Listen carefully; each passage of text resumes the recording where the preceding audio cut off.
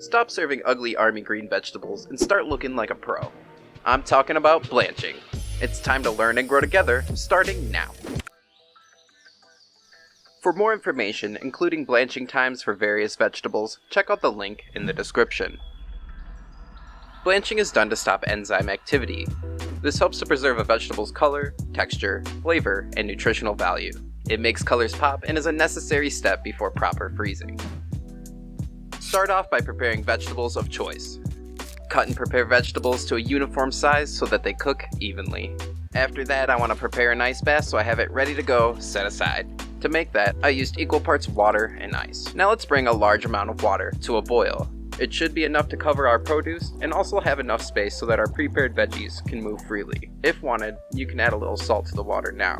Once we've got bubbles, it's time to drop our veggies in. Broccoli, carrots, and cauliflower will take 2 to 5 minutes depending on its size. Asparagus, 2 to 4 minutes depending on its thickness.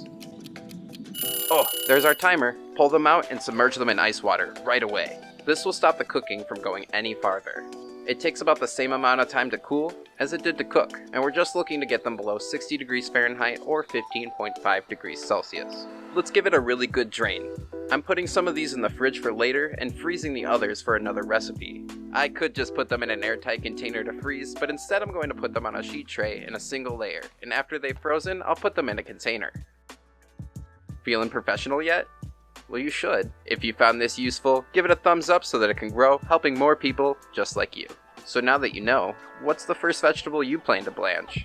If you're new to the Veggie Nerd, my name is Eric. I'm a vegan chef creating weekly content with an occasional nerdy twist. Stick around a while by subscribing, and let's empower self-care through food together.